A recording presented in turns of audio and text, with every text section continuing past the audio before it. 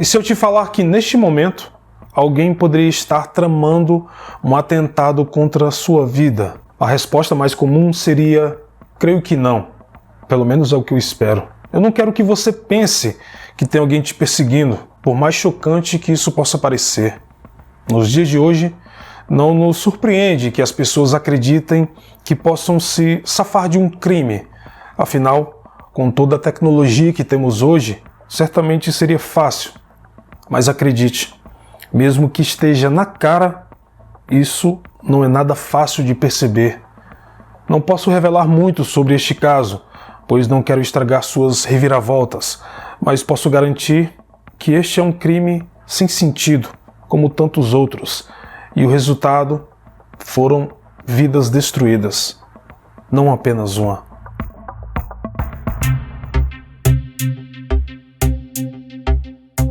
Olá, seja bem-vindo ao canal Paralelo Metafórico. O meu nome é Daniel. Eu gostaria de pedir que você seguisse o nosso perfil nas redes sociais e no vídeo de hoje vamos falar sobre o caso da Teresa Sivers.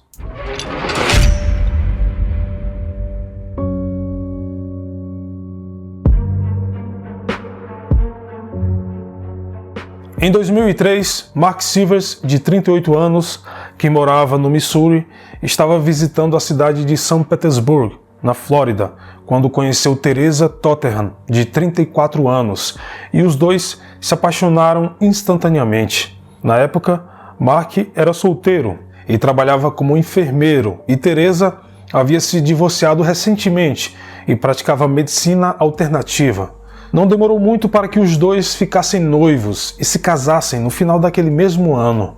6 meses depois, eles deram as boas-vindas à primeira filha do casal, Josephine, e em 2007 nasceu outra menina, Carmela.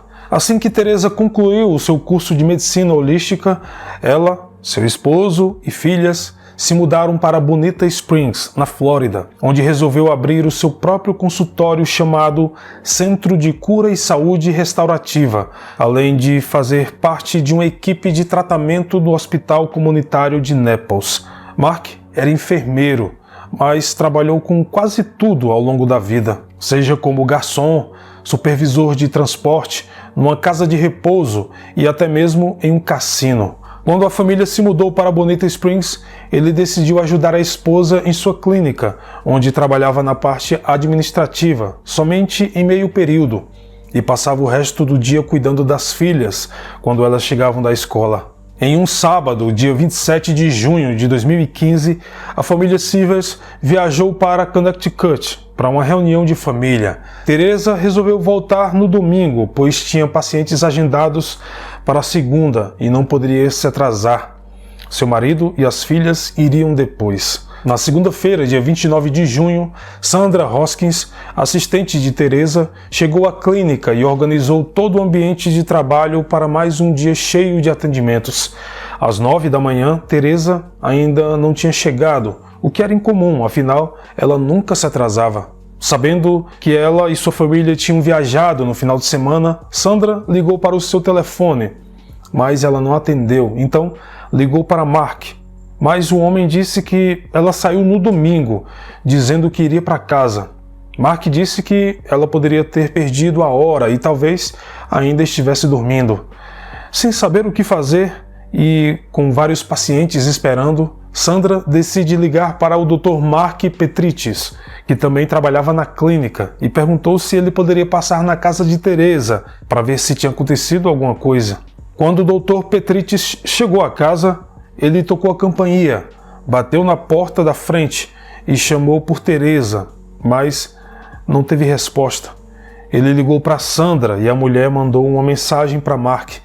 Mark, por sua vez, disse que Petritis poderia entrar na casa pela garagem e deu o código de segurança da porta. Sandra repassou o código, mas quando ele entrou na garagem, notou que a porta que dava acesso à residência estava aberta. Ao entrar, viu no corredor uma mala de viagem, próximo à entrada, além de uma bolsa feminina na bancada da cozinha. Ao olhar para baixo, viu Teresa deitada no chão em uma poça de sangue. Ele se abaixou para ver se ela ainda estava viva, mas Teresa estava fria e pálida, com um grande trauma na parte de trás da cabeça. Ele então gritou pelas filhas da mulher, porque não sabia que elas estavam com o pai, mas não teve resposta. Desta vez, o Dr. Petrites ligou diretamente para Mark e perguntou se suas filhas estavam com ele. Ele disse que sim. Então, Petrites disse a Mark que ele deveria voltar o mais rápido possível para casa, mas não disse o que aconteceu. Em seguida, Petrites ligou para o 911. 911, what is your emergency? I'm at a friend's house. He's out of town, and I came here to check on his wife, and she's dead on the floor. Okay. The address is... Okay, stay on the line. Sir, hold on, stay on the line. Ambulance and fire, what is the address of the emergency? Okay, and is that a house or an apartment, sir? The house. Tell me exactly what happened. My friend, she's a doctor. I'm a doctor. She came home last night. Her husband is in Connecticut, and she was supposed to go to work at 9 o'clock. She called me, and I was on my way into work, so I swung by, and she's dead on the floor. And there's a hammer at the side, and she's bashed in the back of the head. Stay on the line with me. Sheriff's officer, are you on the way? Yes, we are. Okay. All right, and so you said you're a doctor? Yes, I am. Okay, are you with her now? I'm outside of the house because I don't know if there's anybody in the house. Okay. All right, so how old is She's 50-ish, 47-ish. All right, sir, and is she awake? No, she's dead on the floor. She's cold. And The back of her head is bashed in, and there's blood everywhere. Depois que o médico desligou o telefone, ele ligou de novo para Mark, para dizer que sua esposa estava ferida e que os paramédicos estavam lá, mas não chegou a dizer que ela estava morta. A única coisa que Mark lhe perguntou foi se tinha sido um roubo, mas não lhe perguntou como ou onde sua esposa havia sido ferida. Quando os bombeiros chegaram, eles entraram pela porta da garagem e viram a cena na cozinha, e aquela era obviamente uma cena de crime. Por isso, esperaram os oficiais da polícia. Quando eles chegaram, por volta das 11 horas, avaliaram toda a casa e descobriram um martelo ensanguentado no chão, perto de Teresa, e o levaram como evidência. Não demorou muito para que Mark voltasse para casa com as meninas e procurasse a polícia para saber o que havia acontecido. Mark e as meninas estavam em Connecticut durante o assassinato. Então os policiais acharam que ele não era um suspeito em potencial, como sempre acontece na maioria desses casos. Enquanto os dias passavam, começou a circular algumas teorias nas redes sociais, onde as pessoas falavam que Teresa poderia ser uma possível vítima de um serial killer que supostamente estava agindo no estado, pois 2 outros médicos holísticos da Flórida também foram assassinados no mesmo mês. Mas, embora os investigadores tenham analisado essa possibilidade, eles chegaram a um beco sem saída.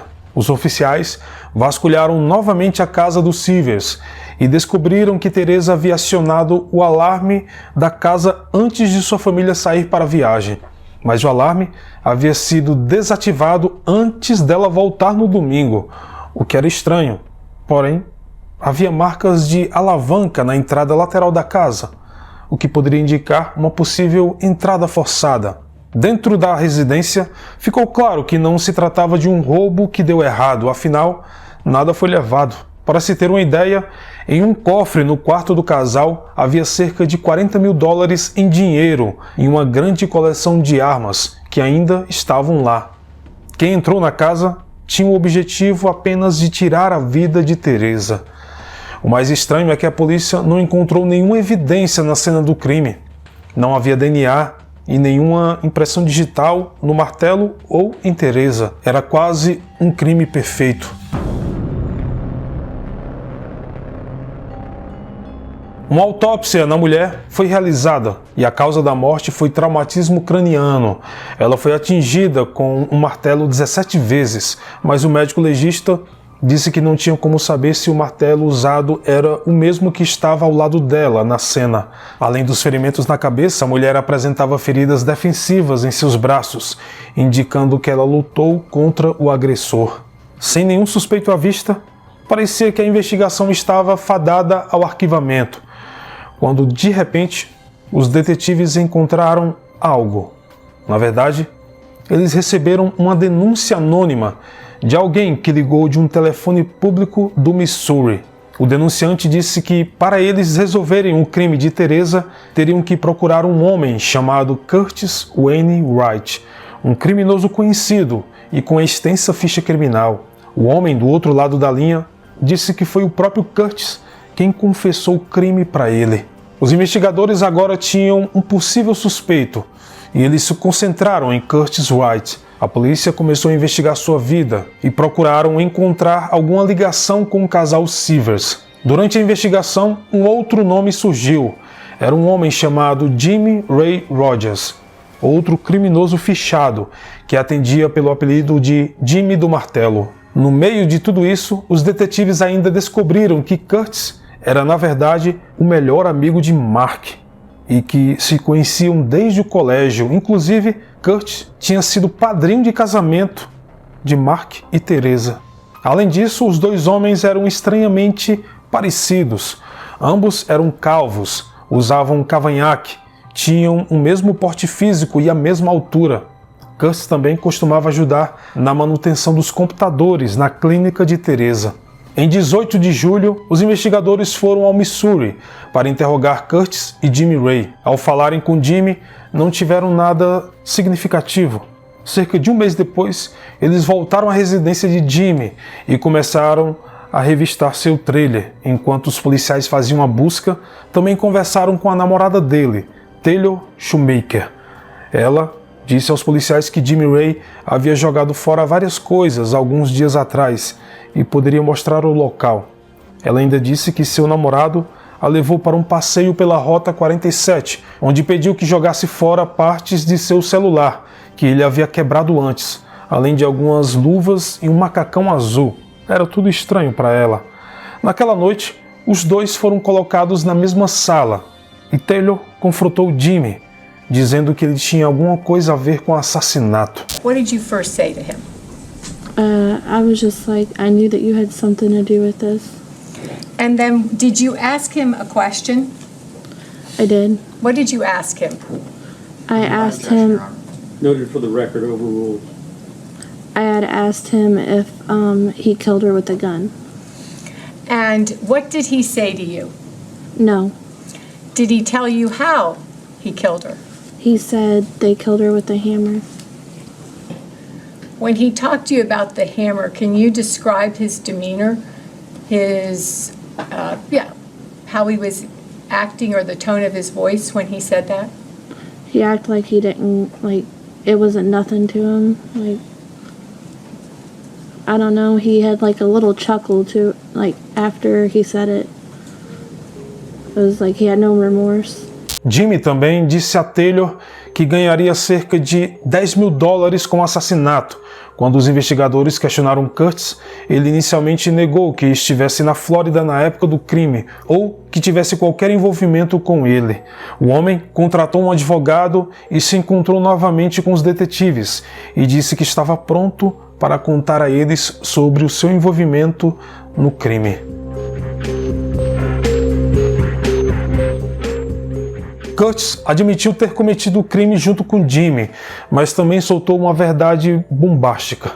Ele disse que a morte de Teresa havia sido orquestrada por ninguém menos que o marido dela, Mark Sivers. Curtis continuou explicando como o plano surgiu e o que aconteceu naquele fatídico dia. Um mês antes, no dia 2 de maio de 2015, Curtis iria se casar e convidou Mark para ser o seu padrinho.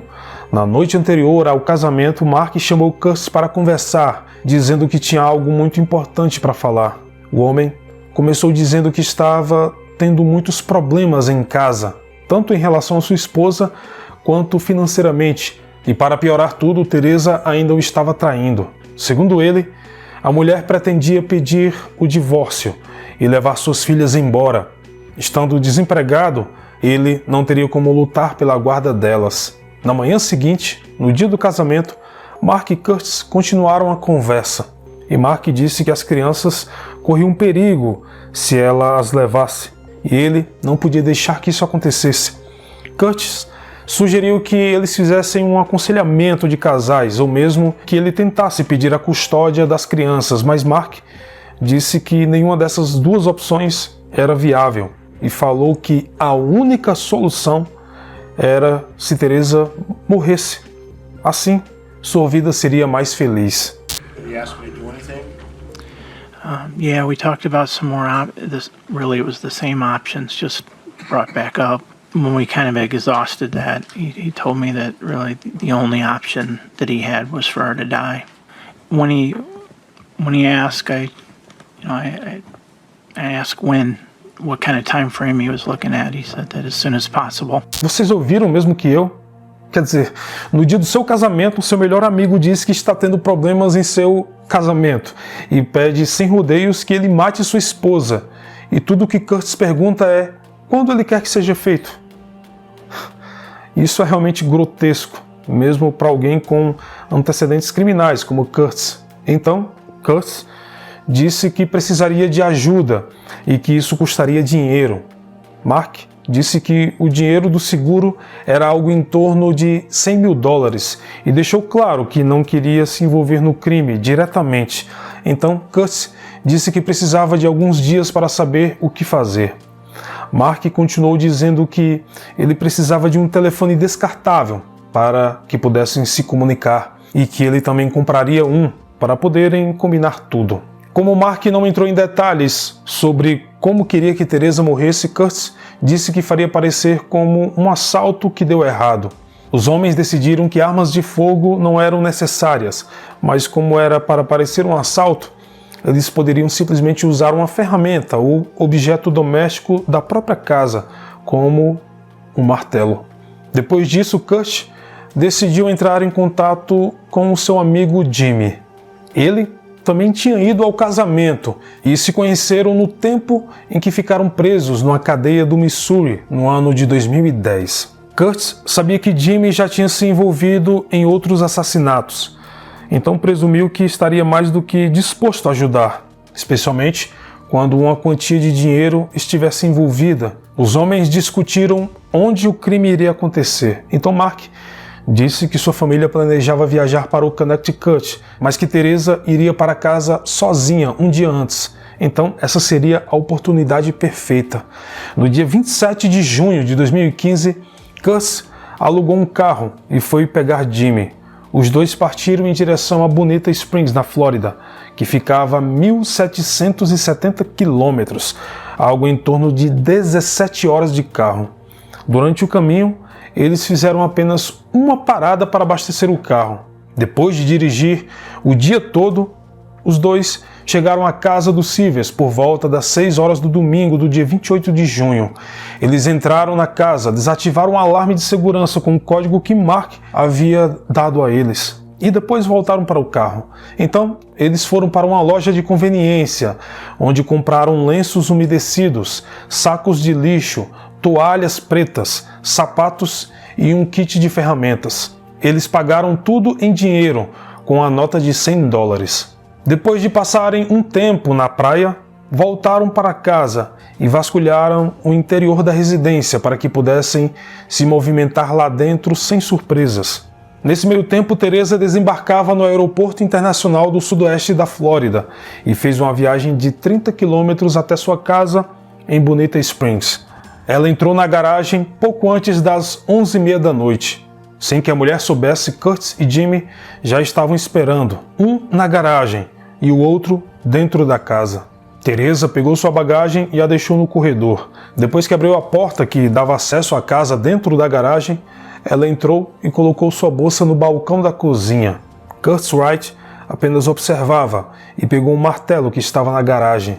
Mas ele teria tropeçado no prato de ração do cachorro e quando Teresa se virou, ele a atingiu na cabeça com um martelo e continuou a golpeá-la até que ela parasse de se defender. What did she do when you hit her in the head? She continued to turn towards me. She put her hands up and was trying to defend herself. She fought? Yes. She fought for her life? Yeah, she was surprised. I I actually think that she thought I was Mark. She said why. Jimmy Ray, que também tinha um martelo, começou a bater em Teresa várias vezes, até que Kurt se aproximou e disse para ele parar. Os homens então deixaram a casa, mas Kurt havia deixado para trás o martelo no chão, ao lado do corpo de Teresa. Depois que Kurt confessou tudo isso aos investigadores, a polícia pegou os registros de GPS do carro alugado e os registros da torre de telefone celular, e também as imagens de vigilância na rota que os dois homens haviam feito. Com todas as evidências em mãos, eles foram interrogar Jimmy Ray, que inicialmente negou seu envolvimento, mas quando viu que não tinha mais como mentir, acabou confessando tudo.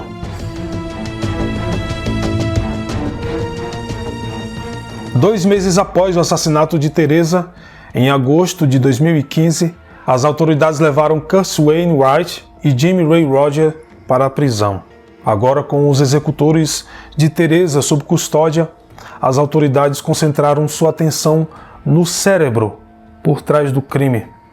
Os dois homens concordaram em testemunhar contra Mark e a polícia o prendeu em fevereiro de 2016. O julgamento de Mark Silvers começou em 12 de novembro do mesmo ano e seus advogados de defesa alegaram que tanto Kurt quanto Jimmy não eram testemunhas confiáveis devido aos seus históricos e que os dois elaboraram e executaram sozinhos o crime contra Teresa para, no fim, colocarem a culpa no pobre Mark. Mas, além das evidências e depoimentos, registros telefônicos indicavam que Mark e Kurt haviam se comunicado semanas antes do crime e que Mark ligou para Kurt horas antes de atacar Teresa. Outro detalhe intrigante é que Teresa não tinha uma apólice de seguro de vida no valor de $100 mil, como Mark havia dito, mas sim $4 milhões. Os investigadores também descobriram que Teresa era a única provedora da família e Mark não tinha um emprego registrado há anos. Os dois discutiam com frequência e, para manter o casamento devido às filhas, eles tinham acordado em manter um relacionamento aberto. Em seu diário, Mark escrevia sobre os altos e baixos de seu casamento de 12 anos. Ele também tinha indícios de sofrer de depressão. No dia 5 de junho, 13 dias antes do crime, Mark escreveu em seu diário que Teresa dizia que às vezes não sentiu que o relacionamento deles iria durar muito. Tudo isso pintou uma imagem clara de um homem que estava infeliz e insatisfeito com seu casamento e não queria que sua esposa se beneficiasse e tirasse suas filhas dele. Além do mais, ela era a única fonte de renda. Depois de deliberar por apenas 4 horas, o júri voltou com o seu veredito. Devido a um acordo judicial, Kurt Wainwright, de 51 anos, foi condenado a 25 anos de prisão perpétua por ter prestado depoimento contra Jimmy e Mark. Jimmy Ray Rodgers e Mark Silvers foram condenados à prisão perpétua, sem direito à liberdade condicional.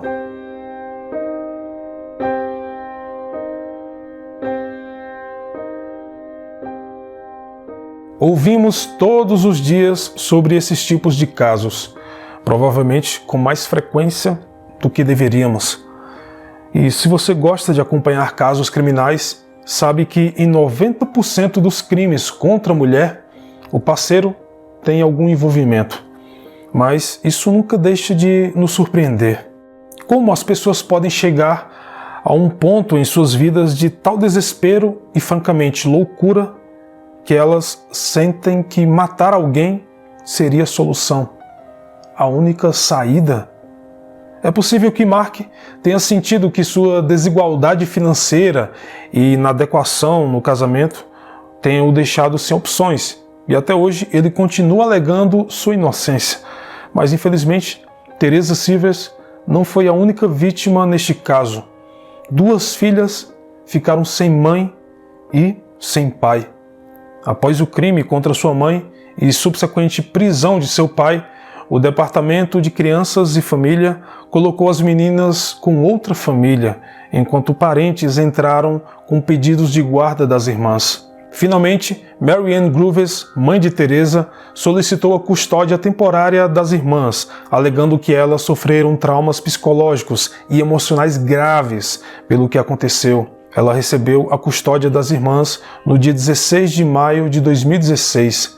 A mãe de Mark, Bon, também solicitou a custódia temporária das meninas, mas seu pedido foi negado pelo juiz. Josephine tem agora 19 anos e Carmela tem 16, e seu paradeiro atual é desconhecido, mas, infelizmente, tenho certeza de que elas ainda guardam as preciosas lembranças de sua mãe enquanto avançam corajosamente pela vida.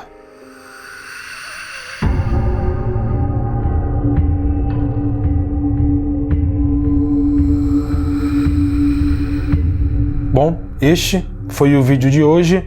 Muito obrigado pelo carinho e atenção de todos e, como sempre, nos vemos nos comentários. Até mais.